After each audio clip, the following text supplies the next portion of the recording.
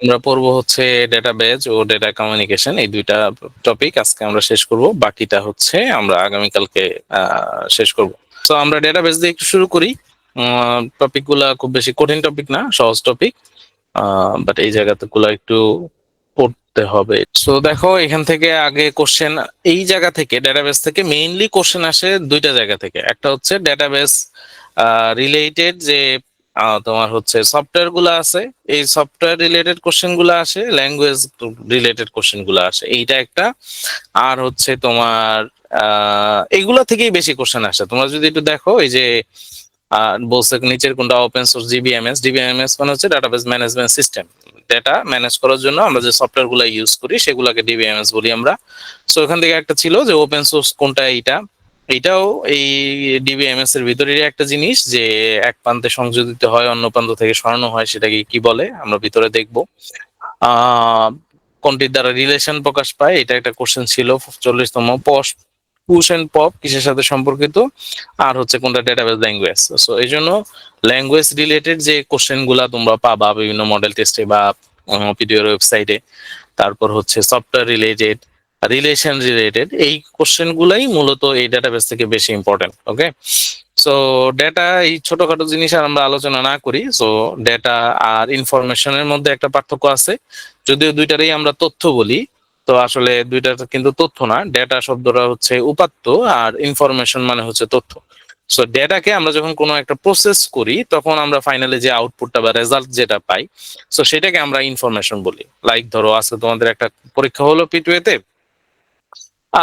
তো ধরো পিটুয়ের 1000 স্টুডেন্টের কে কত মার্ক পেয়েছে, এই একটা ডেটা আছে আমাদের কাছে। সো এটাকে কিন্তু আমরা ইনফরমেশন বলবো না, আমরা এটাকে ডেটা বলবো।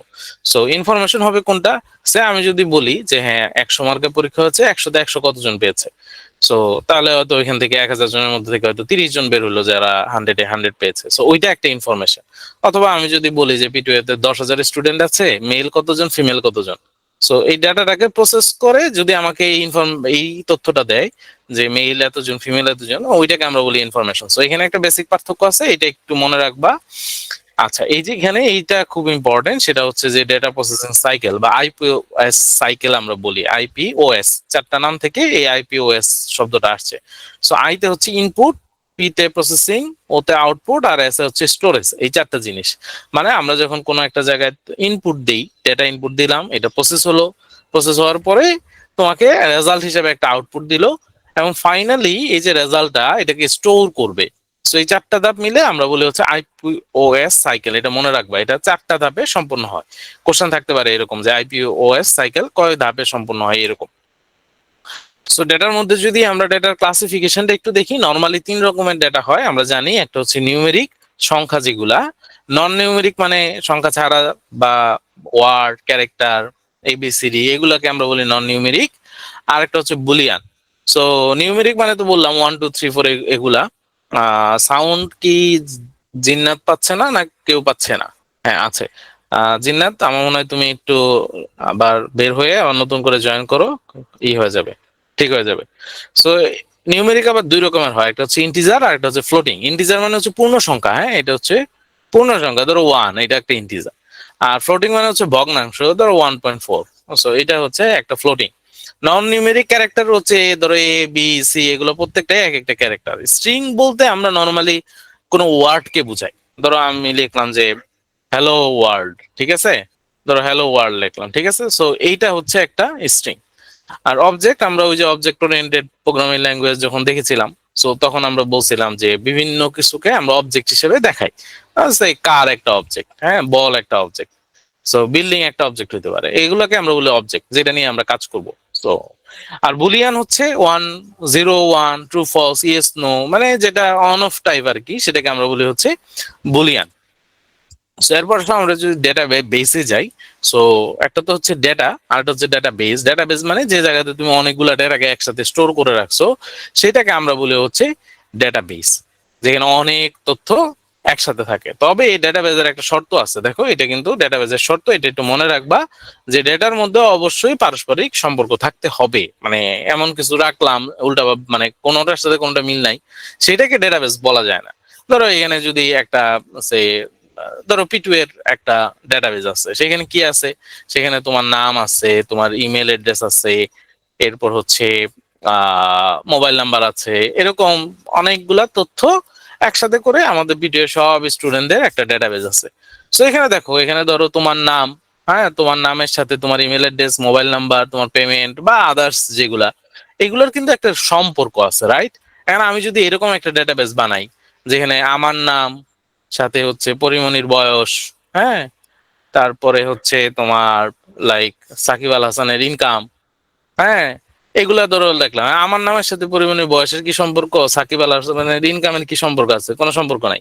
তো এটার আমরা ডেটাবেস বলবো না, এই ধরনের মানে রিলেশন নাই, এই ধরনের ডেটা একসাথে থাকলে সেটাকে ডেটাবেস হবে না। এটা একটু মনে রাখো ভালো করে, যে অবশ্যই পারস্পরিক সম্পর্ক থাকতে হবে।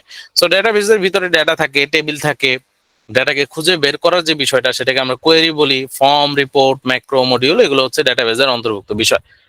সো এই জিনিসটা আমরা হয়তো একটু পরেই দেখবো, যে ডেটা অ্যাক্সেস নির্ভর করে, অ্যাক্সেস মানে তো কত দ্রুত তুমি ডেটাটা খুঁজে বের করতে পারো বা ডেটাটা পেতে পারো, সেই জিনিসটাকে আমরা বলতেছি। এটা তিনটা জিনিসের উপর ডিপেন্ড করে, একটা হচ্ছে operating frequency, seek time, rotational delay, এই তিনটার উপর ডিপেন্ড করে। আমরা একটু পরে দেখবো এই জিনিসটা। আচ্ছা, লাস্টের জিনিসটা জাস্ট একটু বলে দিই, এটা হচ্ছে data transaction property. So transaction শব্দটা নর্মালি আমরা কোথায় ইউজ করি বলো তো? ট্রানজাকশন নর্মালি ব্যাংকের ক্ষেত্রে, তাই না? যে ব্যাংকে টাকা লেনদেনের যে ব্যাপারটা, সেটাকে আমরা ট্রানজাকশন বলি, তাই তো? যে ডেটা বা এই টাকা ট্রানজাকশন করতে হবে বা টাকা পাঠাতে হবে বা টাকা আমাকে কেউ পাঠিয়েছে। তো এই ধরনের ট্রানজাকশনের মধ্যে চারটা জিনিস থাকে। একটা হচ্ছে অটোমেসিটি, কনসিস্টেন্সি, আইসোলেশন এবং ডিউরেবিলিটি। এটারে সংক্ষেপে এসিড বলা হয়, হ্যাঁ, এসিড। অটোমেসিটি, কনসিস্টেন্সি, আইসোলেশন, ডিউরেবিলিটি, হ্যাঁ, এটাকে বলা হয় এসিড। সো আমি যদি খুব সংক্ষেপে বলে দেই, অটোমেসিটি মানে হচ্ছে, ধরো তুমি আমাকে টাকা পাঠাচ্ছ, হ্যাঁ, সে তুমি বিকাশে আমাকে টাকা পাঠাবা, হ্যাঁ, যে এক মোবাইল থেকে বিকাশের থ্রুতে বা ব্যাংকের থ্রুতে আর একটা অ্যাকাউন্টে টাকা যাচ্ছে। তো এরকম যদি হয় যে এখান থেকে 5,000 টাকা কেটে নিল, বাট এই টাকাটা আমার কাছে আসে নাই, আমার অ্যাকাউন্টে ঢোকে নাই, এই ধরনের কোনো ঘটনা ঘটতে পারবে না। আইদার টাকা তোমার অ্যাকাউন্ট থেকে যদি কাটে, তাহলে আমার অ্যাকাউন্টে ঢুকতে হবে, আর আমার অ্যাকাউন্টে যদি টাকা না ঢোকে, তাহলে আবার তোমার অ্যাকাউন্টে সেটা ব্যাক করবে, মাঝে মাঝে হাওয়া হয়ে যাবে, এই ধরনের ঘটনা ঘটা যাবে না। তো সেই জিনিসটাকে আমরা বলি হচ্ছে অটোমেটিসিটি, আইদার গেলে পুরোটা যাবে, না গেলে কোনোটাই যাবে না। ওকে। সো কনসিস্টেন্সি মানে হচ্ছে এটা কাইন্ডস অফ, এটার মধ্যে বৈধতা থাকতে হবে, হ্যাঁ। মানে এখন ব্যাপারটা কিরকম, সে ধরো তুমি ব্যাংক থেকে 100 কোটি টাকার লোন নিলা, হ্যাঁ, তাহলে তোমার এই 100 কোটি টাকার একটা লোন অ্যাকাউন্ট হবে। সো ওই লোন অ্যাকাউন্টে তুমি কিন্তু 100 কোটি টাকাই দিলে তোমার এই লোন অ্যাকাউন্টটা ক্লোজ হয়ে যাবে, ব্যাপারটা আমি যতটুকু জানি এরকমই। সো এনে যদি তুমি 200 কোটি টাকা পাঠাইতে চাও, দেন এই ডাটাবেজের মধ্যে এই জিনিসটাকে একটা ওয়ার্নিং দিবে বা এটাকে তোমাকে বাধা দিবে, যে না, এই অ্যাকাউন্টে তুমি এত টাকার বেশি দিতে পারবা না। সো এই ধরনের একটা ব্যাপার আর কি, বৈধতা থাকতে হবে। আচ্ছা, আইসোলেশনের ব্যাপারটা হচ্ছে, ধরো সে আমরা যদি বলি যে ইউসিবি ব্যাংক, সো ইউসিবি ব্যাংকে সারা বাংলাদেশে একই সাথে কতগুলা ট্রানজাকশন হয়?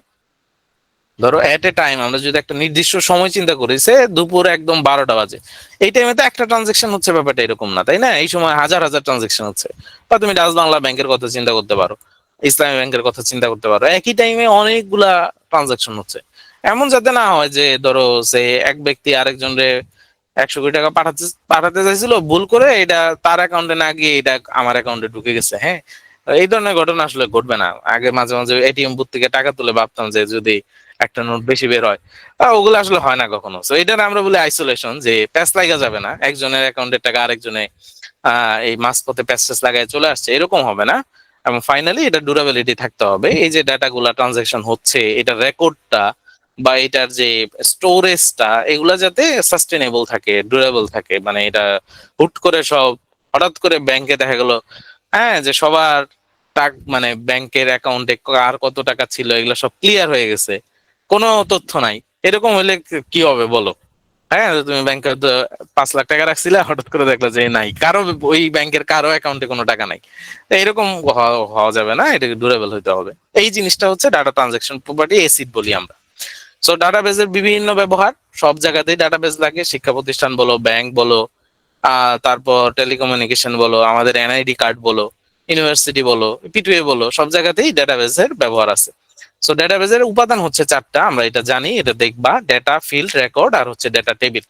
সো আমরা যদি ধারাবাহিক ক্রমটা দেখি তাহলে এরকম যে প্রথমে হচ্ছে ফাইল, এরপর রেকর্ড, রেকর্ডের চাইতে ছোট হচ্ছে ফিল্ড, তার চাইতে ছোট অক্ষর বা এরপরে বিট, এটা হচ্ছে ক্রম। হ্যাঁ, সো সবার আর সবগুলো মিলে হচ্ছে ডেটাবেস। ক্রমটা একটু মনে রাখতে পারো, মনে না রাখলেও কিছু মানে প্রবলেম নাই, কারণ এমনি বুঝে ফেলবা। সো ডেটাবেজের উপাদান দেখো, নর্মালি যে তিনটার কথা আমরা বললাম, এটা যদি এটা কমন সেন্স থেকে তুমি বুঝতে পারবা। সো একটা হচ্ছে ফিল্ড, একটা হচ্ছে রেকর্ড, আর একটা হচ্ছে টেবিল। তো টেবিল তো বুঝতেছই যে সবগুলা মিলে হচ্ছে টেবিল। আচ্ছা, এটা একটা হচ্ছে রেকর্ড আর একটা হচ্ছে ফিল্ড। ফিল্ড মানে একটা স্পেসিফিক ডেটা, লাইক হচ্ছে আমরা যদি বলি রোলের ফিল্ড কোনটা, তাহলে এই টেবিলের মধ্যে এই কলামটা হচ্ছে রোলের ফিল্ড। যদি বলি ক্লাসের ফিল্ড কোনটা, তাহলে এইটা ক্লাসের ফিল্ড। ওকে, ফাইন। আচ্ছা, আর রেকর্ড মানে হচ্ছে যে কোনো একজনের যাবতীয় তথ্য। স্যার, লাইক আমি যদি বলি যে রাইসার রেকর্ড কি, রাইসার রেকর্ড বলতে রাইসার তথ্যগুলো কি, তাহলে কি বলবো আমরা? রাইসা ক্লাস 8-এ পড়ে, রাইসার রোল 67 এবং সে বি ফর্ম বা বি ফর্ম সে ফিল আপ করতে হবে। তাইলে এই যে রাইসা রিলেটেড যাবতীয় তথ্যগুলা মিলে হইলো একটা রেকর্ড। ওকে, তার মানে দেখো এখানে রাইসা নামের ফিল্ড আছে, রোলের ফিল্ড আছে, ক্লাসের ফিল্ড আছে, ফর্মের ফিল্ড আছে, তার মানে অনেকগুলো ফিল্ড মিলে এক একটা রেকর্ড হচ্ছে। ক্লিয়ার? আর অনেকগুলা রেকর্ড, ধরো রাইসার রেকর্ড, ওয়াসিফের রেকর্ড, এটা এক্সআই এম এ কি হবে, জিমা না সীমা? আচ্ছা, যাই হোক, এটা ধরো সীমা। হ্যাঁ, সুমাইয়া, ফাহিম হলে এদের সবার রেকর্ড মিলে হচ্ছে এক একটা টেবিল। বুঝে গেছে জিনিসটা? সহজ, এটাতে আর প্যাচ লাগানোর কিছু নাই, এগুলো আর আমি ডিটেলসে পড়াচ্ছি না। এই জিনিসটা একটু দেখো, ফিল্ডের মধ্যে একটা আছে, একটাকে আমরা বলি হচ্ছে কি ফিল্ড। সো কি মানে হচ্ছে মেইন ফিল্ড যেটা। সো এটা হচ্ছে একটা ইউনিক ফিল্ড যেটা দিয়ে তুমি আইডেন্টিফাই করতে পারবা। কি আইডেন্টিফাই করতে পারবা? ওকে, আমরা যদি ধরো তোমার ক্লাসের কথা চিন্তা করি, বা পিটু এর এই ক্লাসটার কথাই আমরা চিন্তা করলাম। সো পিটু এতে ভর্তি হইলে যদি এরকম হতো যে হ্যাঁ, ধরো আমাদের এই ক্লাসে যারা আছে, নিশ্চয়ই পিটু এর কাছে তার নাম আছে, ইমেল আছে, হ্যাঁ, এই ধরনের একটা ডেটাবেজ আছে। সো এখন আমি যদি পিটু এর অফিসে ফোন দিয়ে বলি যে জুলেখা নামে যারা আছে, সো তাদের জুলেখাকে একটু বইলো আমার সাথে যোগাযোগ করার জন্য। এখন সে ধরো পিটু এতে 10 জন জুলেখা আছে, তাহলে কারে বলবে? নিশ্চয়ই এটাতে আইডেন্টিফাই করতে পারবে না, রাইট? কারণ একই নামের অনেকজন থাকতে পারে ক্লাসের মধ্যে। যেমন ধরো আমরা যে ইসরাত জাহান, নুসরাত জাহান, হ্যাঁ, মেহেদি হাসান, তারপর আর কি নাম আছে মানে এই নাম, জাতীয় নাম আর কি আছে? তো এগুলো হচ্ছে জাতীয় নাম, তাই না? প্রত্যেক ক্লাসেই দেখবা যে 5 জন নুসরাত জাহান আছে, হ্যাঁ, 7 জন ইসরাত জাহান আছে, হ্যাঁ, সাদিয়া আছে। তো এই ধরনের কিছু জাতীয় নাম থাকে। তো তুমি যদি এই নাম ধরে খুঁজতে যাও, পাবা না। তুমি কি দিয়ে খুঁজতে গেলে পাবা? ধরো পিটু এর ক্ষেত্রে তুমি যদি ইমেল অ্যাড্রেস দিয়ে খুঁজো, হ্যাঁ, তুমি পাবা, কারণ নর্মালি ইমেল অ্যাড্রেস তো আর ডাবল হবে না, ইমেল অ্যাড্রেস ইউনিক হবে, তাই না? বা তুমি যদি স্কুল কলেজের ক্লাসের কথা চিন্তা করো বা ইউনিভার্সিটি ক্লাসের কথা চিন্তা করো, তোমার একটা ইউনিক রোল নাম্বার ছিল। তো সেইটা হচ্ছে সেই ধরনের ইউনিক যে জিনিসগুলা, সেটাকে আমরা বলি হচ্ছে কি ফিল্ড। যেমন ব্যাংকের ক্ষেত্রে ব্যাংক অ্যাকাউন্ট নাম্বারটা কি ফিল্ড, এনআইডির ক্ষেত্রে এনআইডি নাম্বারটা কি ফিল্ড, এগুলো ইউনিক হবে। সেম জিনিসটা দুইজনের হবে না কখনো। সো এটাকে আমরা বলি হচ্ছে কি ফিল্ড। সো কি ফিল্ড নর্মালি 3 প্রকার, একটা হচ্ছে প্রাইমারি, একটা কম্পোজিট, আর একটা হচ্ছে ফরেন।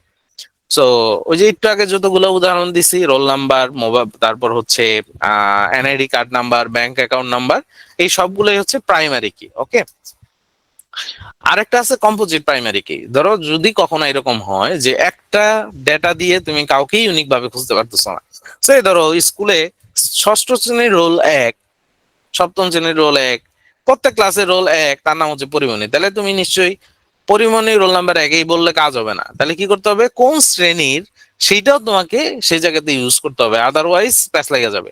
সো কি বলে এটাকে, সো এই ধরনের ঘটনা যদি কখনো ঘটে, সেই ক্ষেত্রে তোমার একাধিক প্রাইমারি কি লাগবে। একটা প্রাইমারি কি দিয়ে তুমি এই জিনিসটাকে হচ্ছে ম্যানেজ করতে পারবা না। সো এরকম যদি একাধিক কি লাগে, তো সেই ক্ষেত্রে আমরা বলি হচ্ছে কম্পোজিট প্রাইমারি কি। আর একটা হচ্ছে ফরেন কি। ফরেন কি হচ্ছে সেই ধরো তিনটা তিনটা টেবিল আছে, হ্যাঁ, এরকম 2টা টেবিল আছে। এখন এই 2টা টেবিলের মধ্যে আমি একটা রিলেশন করতে চাচ্ছি, হ্যাঁ, রিলেশন, এই দুটাকে আমি একটা রিলেট করতে যাচ্ছি। সো ইন দ্যাট কেস অনেক সময় দেখা যায় আমাদের থার্ড আর একটা টেবিল ইউজ করতে হয়। বা এক টেবিলের যে প্রাইমারি কি ছিল সেই কিটা অন্য টেবিলে আমাদের ইউজ করতে হয়। আমরা যদি একটা এক্সাম্পল দিই সেই ক্ষেত্রে হয়তো বুঝে ফেলবা। সে ধরো, আচ্ছা একটা এক্সাম্পল দিই, এটা পরেও কাজে লাগবে। ধরো চাল ডাল তো চিনো না?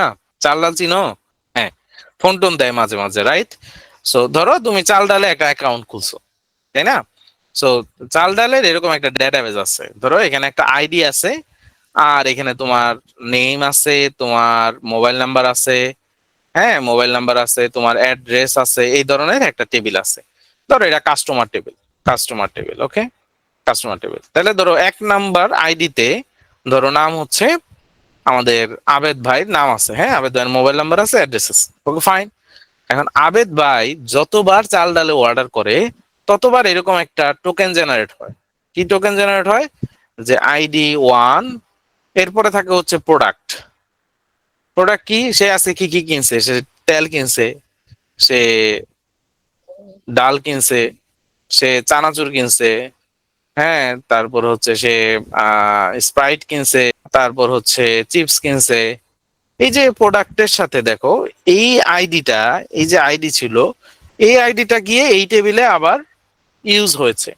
সো একটা টেবিলের যে প্রাইমারি কি ছিল সেটা যখন আবার অন্য টেবিলে গিয়ে ইউজ হয়েছে, সো সেইটাকে আমরা বলি হচ্ছে ফরেন কি। বোঝা গেছে জিনিসটা? এই ওকে। সো এরপর আছে রেকর্ড, এগুলো তো বলে ফেলছি, এগুলো আর বলার কিছু নাই। অনেকগুলা রেকর্ড নিয়ে একটা টেবিল হয়। আচ্ছা এইটা এই শব্দগুলো একটু মনে রাখো, এগুলা একই জিনিস। রেকর্ড, তারপর হচ্ছে entity, field, attribute, table, entity set, এগুলো একই জিনিস। সো এটা এন্টিটি একটা এক্সাম্পল দিলেই বুঝবা। ধরো এই যে নাম, পদবি, বয়স দিয়ে আমরা আমাদের কর্মচারীদের তথ্য, আমরা কর্মচারীদের রেকর্ডটা আমরা রাখছি। কি কি আছে? নাম আছে, পদবি আছে, বয়স আছে। সো এই যে নামটা, এই যে এই তিনটা ফিল্ড মিলে যে জিনিসটা হচ্ছে সেটাকে আমরা বলি এন্টিটি। এন্টিটি আর রেকর্ড একই জিনিস, সেম জিনিস। এন্টিটি আর রেকর্ড আলাদা নাম আর কি। আচ্ছা, অ্যাট্রিবিউট হচ্ছে ফিল্ড। এই যে বলছে যে অন্তর্গত রেকর্ডের প্রতিটি ফিল্ডকে অ্যাট্রিবিউট বলে, তার মানে যা যা ফিল্ড তাহাই অ্যাট্রিবিউট। আর অ্যাট্রিবিউটের ভ্যালু মানকে বলা হয় ভ্যালু। তাহলে এই যে এখানে আমি একটু সম্পর্কগুলো বলে দিছি, যে ডেটার আরেকটা নাম হচ্ছে ভ্যালু, ফিল্ডের আরেকটা নাম হচ্ছে অ্যাট্রিবিউট, রেকর্ডের আরেকটা নাম হচ্ছে এন্টিটি, আর টেবিলের আরেকটা নাম হচ্ছে এন্টিটি সেট। একই জিনিস। হ্যাঁ, যে কোশ্চেন থাকে, যেমন এখানে একটা কোশ্চেন আছে যে অ্যাট্রিবিউটের সমষ্টিকে কি বলা হয়, তো একটু আগেই বলছে অ্যাট্রিবিউট মানে কি? অ্যাট্রিবিউট মানে হচ্ছে ফিল্ড। তাহলে ফিল্ডের সমষ্টিকে আমরা কি বলি? রেকর্ড বলি, তাই না? রেকর্ডের আরেকটা নাম কি? এন্টিটি। সো এখানে ভুল আছে, ভুল আছে বলতে এখানে দুইটা অ্যান্সারই আছে, রেকর্ডও আছে, এন্টিটিও আছে। সো এরকম যদি থাকে তাহলে তুমি জানি না তুমি কোনটা দাগাবা নাকি ছেড়ে দিবা। Very good. আচ্ছা, সো এখানে বোঝার সুবিধার জন্য এগুলা দেওয়া আছে। এই টেবিলটা একটু পড়ো, এখানে কোনটা ক্ষুদ্রতম এককে কি বলে সেই জিনিসগুলা বলা আছে, এটা একটু দেখে নিবা। ওকে, সো এরপরে দেখো এই যে ডেটাবেস ম্যানেজমেন্ট সিস্টেম, এতক্ষণ ডেটাবেস সম্পর্কে আমরা জানলাম। So now comes to database management system. তাহলে এই যে ডেটা, এই ডেটাগুলোকে ম্যানেজ করার একটা সিস্টেম ডেভেলপ করা লাগছে। কেন লাগছে? কারণ হচ্ছে ধরো সে আমরা ফেসবুক ইউজ করি সবাই, তাই না? তো ফেসবুকে কয় কোটি ইউজার আছে? ধরো না থাকলেও তো 100 কোটি আছে, এর কম তো আর হবে না, বেশি আছে বলা যায়। সো এই যে 100 কোটি মানুষ যে ফেসবুক ইউজ করে, তাহলে ফেসবুকের এই 100 কোটি মানুষের একটা ডেটাবেজ আছে। সো এই যে 100 কোটি মানুষের একটা ডেটাবেজ, এটা তো তোমার সামহাও ম্যানেজ করতে হবে। সো এটা এই ধরনের তোমার হচ্ছে ডেটাবেজ ম্যানেজ করার জন্য আমরা যে সিস্টেম গুলো ইউজ করি তাদেরকে আমরা বলি হচ্ছে ডিবিএমএস বা ডাটাবেজ ম্যানেজমেন্ট সিস্টেম। সো বিভিন্ন ধরনের ডিবিএমএস আছে, যেমন মাইএসকিউএল, ওরাকল। মাইক্রোসফটের যে ডিবিএমএস সেটা হচ্ছে মাইক্রোসফট অ্যাক্সেস, মনে রাখো এটা। ভিজুয়াল ফক্সপো আছে, মাইক্রোসফট এসকিউএল সার্ভার বা ডিবেস, এগুলো সবই হচ্ছে বিভিন্ন ধরনের ডাটাবেজ ম্যানেজমেন্ট সিস্টেম। কে তৈরি করে? চার্লস বেজম্যান 1960 সালে করে। এই ডাটাবেজ ম্যানেজমেন্ট সিস্টেম দিয়ে আমরা আসলে কি করতে পারি? আমরা ডাটাবেজ তৈরি করতে পারি, ডাটাবেজের যে ডেটা সেগুলো যোগ করতে পারি, ডিলিট করতে পারি, আপডেট করতে পারি, সিকিউরিটি দিতে পারি, রিপোর্ট তৈরি করতে পারি, সামারি তৈরি করতে পারি। এগুলো সবই হচ্ছে ডিবিএমএস এর কাজ। এটা একটু ভালো করে মনে রাখবা যে ডিবিএমএস এর উপাদান হচ্ছে 5টা। ঠিক আছে? সফটওয়্যার, হার্ডওয়্যার, ডেটা ব্যবহারকারী, আর হচ্ছে একটা সিস্টেম বা পদ্ধতি। ওকে, আরেকটা হচ্ছে relational database.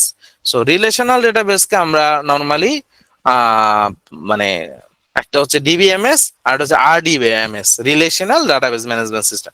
So relational database কোনটা? রিলেশনাল ডাটাবেস হচ্ছে যখন একাধিক ডাটাবেসের মধ্যে রিলেশন তৈরি হয়, সম্পর্ক থাকে, সেটাকে আমরা রিলেশনাল ডাটাবেস বলি। রিলেশন চার রকমের হয়, এগুলো তোমরা জানো, যে one to one relation, one to many relation, many to one relation আর মেনি টু মেনি রিলেশন, এই চার ধরনের রিলেশন হয়। সো ওয়ান টু ওয়ান মানে হচ্ছে একটা টেবিলের সাথে আরেকটা টেবিলের সম্পর্ক, একজনের সাথে আরেকজনের সম্পর্ক। সো এটাকে আমরা বলি যে ওয়ান টু ওয়ান, একজনের সাথে আরেকজন। হ্যাঁ, সো যেমন ধরো এটা স্টুডেন্ট টেবিল, যে জায়গায় স্টুডেন্টের আইডির সাথে তার নাম, তারপর হচ্ছে ফার্স্ট নেম এবং সেকেন্ড নেম দেওয়া আছে। সিমিলারলি আরেকটা টেবিল আছে, যে টেবিলের মধ্যে ওই ছেলের বাড়ি কোথায়, মোবাইল নাম্বার কি, তার বাপের নাম কি, বাপের মোবাইল নাম্বার কি, এই ধরনের অনেকগুলো তথ্য আছে। সো ওই জায়গাতে স্টুডেন্ট আইডিও আছে, কারণ তার এই আইডির সাপেক্ষে তো আমরা বুঝতে পারবো যে এটা কার বাপ বা কার সিটি। সো এই দেখো একটা টেবিলের সাথে যেহেতু একটা টেবিলের সম্পর্ক, সো এটাকে আমরা বলতে পারি one to one relation. So one to many আর মেনি টু ওয়ান একই জিনিস, ভাইস ভার্সা আর কি। হ্যাঁ, one to many. So one to many relation কিভাবে হইতে পারে? সে ধরো আমি ক্লাস নিচ্ছি, তো আমি হচ্ছি এখানে টিচার। সো টিচারের সাথে স্টুডেন্টদের, এখানে তোমাদের অনেকগুলা স্টুডেন্ট আছে, রাইট? সো অনেকগুলো স্টুডেন্টদের সাথে আমার সম্পর্ক, সো এটা হচ্ছে ওয়ান টু মেনি স্টুডেন্টের সম্পর্ক। এটার উল্টা যদি করো, স্টুডেন্টদের সাথে টিচারের সম্পর্ক, তাহলে মেনি টু ওয়ান হবে। বা মা আর বাচ্চা কাচ্চার মধ্যে সম্পর্ক তুমি বলতে পারো, মা একজন আর তার হয়তো 5টা ছেলে আছে, তাহলে তার সাথে সম্পর্ক হচ্ছে ওয়ান টু মেনি। আর 5টা ছেলের সাথে তার বাবার সম্পর্ক হচ্ছে মেনি টু ওয়ান, এরকম আর কি। Okay, one to many, many to one. আর মেনি টু মেনি মানে হচ্ছে অনেকগুলার সাথে অনেকগুলা সম্পর্ক, মানে অনেকগুলা টেবিলের সম্পর্ক, এটাকে আমরা বলি many to one. Many to many, এইখানে এই জিনিসটা সবচেয়ে মনে রাখবা, যে মেনি টু মেনি রিলেশনের জন্য একটা জাংশন টেবিল লাগে। তার মানে তুমি যখন অনেকগুলা টেবিলের সাথে সম্পর্ক করতে যাবা, তখন এটার মাঝখানে একটা কমন টেবিল তোমার ইউজ করতে হবে, যেটার হাত ধরেই অন্যগুলোর সাথে রিলেশন হবে। তো সেই টেবিলটাকে আমরা বলি হচ্ছে জাংশন টেবিল। ওকে, আচ্ছা। সো এই যে এখানে দেখো, যে চাল ডালের একটা এক্সাম্পল দিছিলাম, যে সো চাল ডালের এখানে সে এটা হচ্ছে অর্ডার আইডি। সো অর্ডার আইডির সাথে দেখো এখানে কি আছে, কাস্টমার আইডি আছে, কাস্টমারের নাম আছে, এই জিনিসগুলো আছে। And এইটার সাথে খেয়াল করো, এখানে আরেকটা আছে অর্ডার ডিটেলস। ডিটেলস মানে সে কোন কোন প্রোডাক্ট অর্ডার করছে। এখন এই যে এখানে যে প্রোডাক্টের আইডির নামগুলা দিছে, মানে যে প্রোডাক্ট গুলা সে কিনছে, এই আইডির জন্য আরেকটা টেবিল আছে, দেখো সেখানে প্রোডাক্টের আইডির সাথে ধরো এইখানে বলা আছে যে 1 নাম্বার আইডিতে আছে হচ্ছে তেল, 2 নাম্বার আইডিতে আছে হচ্ছে অনিয়ন, ঠিক আছে, 3 নাম্বার আইডিতে আছে হচ্ছে সে কি জিঞ্জার, এরকম বলা আছে। সো অর্ডার ডিটেলস এর মধ্যে কিন্তু আর ডিটেলস আসবে না, এখানে হয়তো 1 নাম্বার আসলো, 3 নাম্বার আসলো, মানে কি সে তেল কিনছে, জিঞ্জার কিনছে।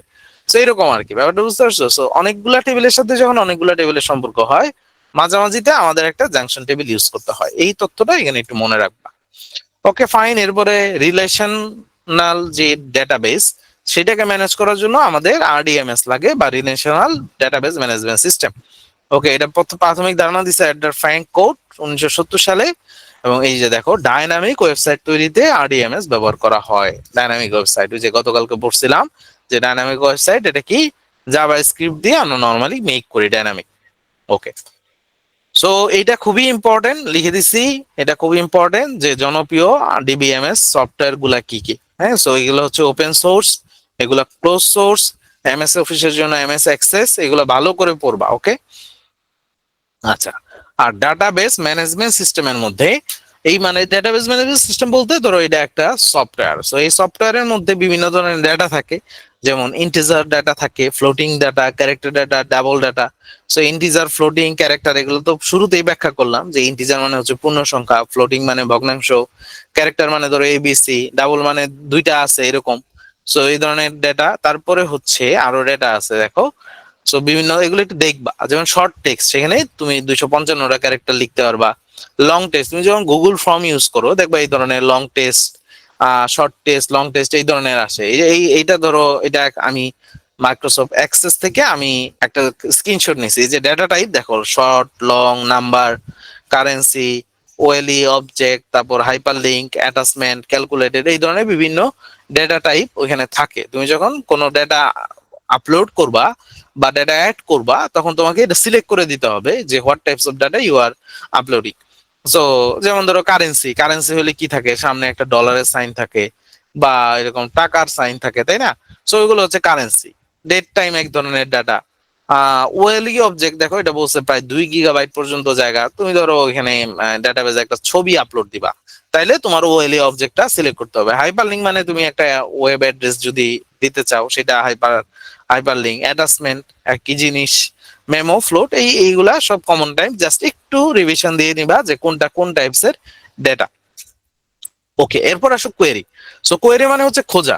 তো ওই যে বললাম যে ফেসবুকের 100 কোটি মানুষ ইউজ করে, এখান থেকে যদি আমি নির্দিষ্ট কিছু খুঁজতে চাই, তাইলে তো খোঁজাটা খুব ডিফিকাল্ট হবে, রাইট? সো এই যে এটা সহজভাবে খোঁজার জন্য আমরা যে সিস্টেমটা ব্যবহার করি বা যে শর্তগুলা ইউজ করি, সেটাকে আমরা বলি হচ্ছে কোয়েরি। সো এখন এই কোয়েরিটা সহজ করার জন্য আমরা যেটা করি, আমরা কিছু প্রোগ্রামিং বা কোডিং বা কোনো ল্যাঙ্গুয়েজ ইউজ করি। তো সেই ল্যাঙ্গুয়েজকে বলা হয় হচ্ছে কোয়েরি ল্যাঙ্গুয়েজ। খুবই ইম্পর্টেন্ট এটা, কোয়েরি ল্যাঙ্গুয়েজের নামগুলা। যেমন এটা হচ্ছে কোয়েরি ল্যাঙ্গুয়েজ, কিউবি আছে query by example, SQL structured query language. এগুলো হচ্ছে সবই কোয়েরি ল্যাঙ্গুয়েজের এক্সাম্পল। খুব ভালো করে এটা এগুলো মনে রাখবা। সো কোয়েরি নরমালি 4 রকমের হয়। একটা হচ্ছে সিলেক্ট কোয়ারি, কোনো কিছু সিলেক্ট করা। প্যারামিটার কোয়ারি হচ্ছে তুমি সিলেক্ট করার সময় ধরো নির্দিষ্ট কিছু বলে দিলা। সে আমি বলে দিলাম যে পিটু এর ডেটাবেজের মধ্যে আমি বললাম যে আমাকে স্টুডেন্টদের ডিটেলস দিবা, যা এখন একটা প্যারামিটার ঠিক করে দিলাম। বললাম যে যারা হচ্ছে যাদের বাড়ি নোয়াখালী, ঠিক আছে? তাহলে নোয়াখালী বাড়ি যাদের, সেই সব স্টুডেন্টদের ডেটাটাকে সে আমাকে দেখাবে। সো এটাকে আমরা বলেছি প্যারামিটার, যে তুমি একটা কিছু অ্যাড করে দিচ্ছ। ওকে, সো আর এরপর হচ্ছে cross step query. Cross step query বলতে আমার টোটাল যে ডেটাবেস, এটা যদি আমি কোনো একটা সামারি চাই, যে পিটিওতে কতজন স্টুডেন্ট আছে, ফুল পেমেন্ট কতজন হয়েছে, বাকি আছে কত, বা এই ধরনের ব্যাংক জবে কতজন আছে, 47-এ তো অনেকগুলা ব্যাচ, কোন ব্যাচে কতজন আছে, এই টোটালটা সামারি করে দিল। সেইটাকে আমরা বলি হচ্ছে ক্রস স্টেপ কোয়ারি। আর হচ্ছে অ্যাকশন কোয়ারি। অ্যাকশন কোয়ারি বলতে আমরা বুঝি যে তুমি ডেটাবেজে কোনো ডেটা অ্যাড করবা, ডিলিট করবা, বা হচ্ছে আপডেট করবা, সেটাকে আমরা বলি হচ্ছে অ্যাকশন কোয়ারি। এটা 4 রকমের হয়। তুমি ডাটা ডিলিট করে দিলা, তুমি ডাটা আপডেট করলা। আপডেট মানে তোমার মোবাইল নাম্বারটা হয়তো ভুল ছিল বা ইমেল অ্যাড্রেসটা হয়তো ভুল ছিল, সো এটাকে কারেক্ট করে দিলাম, সেটাকে আমরা বলি আপডেট। অ্যাপেন্ড মানে হচ্ছে নতুন করে কেউ ভর্তি হয়েছে, সো তার ডেটাবেজে অ্যাড করতে হবে। 4 নম্বর হচ্ছে মেক টেবিল কোয়ারি। ধরো একটা টেবিল ছিল, এটাকে সরাই আমি আরেকটা নতুন টেবিলে নিয়ে গেলাম, সেটাকে আমরা বলি হচ্ছে মেক টেবিল কোয়ারি। ওকে, জাস্ট একটু মনে রাখো যে কোনটা দিয়ে কি করে। সো কোয়েরি ল্যাঙ্গুয়েজ এগুলো তো একটু আগেই বললাম যে খুবই ইম্পর্টেন্ট। এসকিউএল এ এই জায়গাতে জাস্ট কিছুই বোঝার দরকার নাই, এগুলো ফুল ফর্মটা পড়বা। ফুল ফর্ম পড়বা, ঠিক আছে? ডিডিএল, ডিএমএল, ডিসিএল, টিসিএল, ফুল ফর্মটা পড়ে রাখবা, আর কোনো কিছু বোঝার দরকার নাই এখান থেকে। আচ্ছা, data structure. So data structure বলতে ডেটা সাজানো, সাজিয়ে রাখার যে পদ্ধতি, সেটাকে আমরা ডেটা স্ট্রাকচার বলি। এটা 2 রকমের হয়। একটা হচ্ছে লিনিয়ার। লিনিয়ার মানে তো বোঝোই, সহজ সোজা। আর একটা হচ্ছে নন লিনিয়ার। নন লিনিয়ার মানে এগুলো সোজা না। তাহলে কি হইতে পারে? গ্রাফ হইতে পারে, ম্যাপ হইতে পারে, ট্রি হইতে পারে। ট্রি তো বোঝো না, এরকম হায়ারার্কিক্যাল। তাহলে এটা লিনিয়ার না। সো এইটাকে আমরা নন লিনিয়ার বলি। এটা মনে রাখবা যে নন লিনিয়ার কোনগুলা, গ্রাফ একটা নন লিনিয়ার, ম্যাপ, ট্রি এগুলো হচ্ছে non linear data structure. So এখন আসো, যেহেতু কুরবানির ঈদ গেছে, তোমাদের একটু স্টেক খাওয়াবো। সো প্রথমে আমরা একটু স্টেক খাই। সো স্টেক মানে কি? নর্মালি অনেক সময় দেখবা যে আমরা যখন কোনো কিছু একটার উপরে আরেকটা সাজায় রাখি, তখন বলে যে ওই জিনিসপত্রগুলা স্টেক করা আছে বা স্টেক করে রাখো। তার মানে একটার উপরে আরেকটা, হ্যাঁ, এরকম একটার উপরে আরেকটা যখন আমরা রাখি, তো সেটাকে আমরা বলি স্টেক করে রাখা। সো স্ট্যাক মানে ব্যাপারটা এরকমই, যে তুমি ডেটা একটা থেকে আরেকটা উপরে তুমি সাজায় রাখলা, সেটাকে আমরা বলি স্ট্যাক। সো স্ট্যাকের একটা ব্যাপার আছে, আহ এই জিনিসটা, এটা আমরা বলি লিফো বা লাস্ট ইন ফার্স্ট আউট। মানে লাস্টে যেটা ঢুকছে এটাই ফার্স্টে বের হবে, এটাকে আমরা বলি লাস্ট ইন ফার্স্ট আউট। যেমন ধরো এই যে বাইকের একটা এক্সাম্পল দিছে। ধরো বাইকে বাইকে কি হয়, নর্মালি চালক বসে, তার পিছে তুমি বসলা, নামার সময় কে আগে নামে? চালক আগে নামে না তুমি আগে নামবা? তুমি আগে নামবা নিশ্চয়ই, তুমি না নামলে তো ও নামতে পারবে না, মানে কষ্ট হবে। সো তাহলে তুমি লাস্টে উঠছো, তুমি ফার্স্টে নেমে গেলা, সো সেটাকে আমরা বলি LIFO, last in first out. Okay, এটার প্র্যাকটিক্যাল এক্সাম্পল তোমরা দেখো আর কি। হ্যাঁ, ধরো তোমরা গুগল ক্রমে গুগলে ঢুকলা, ঠিক আছে?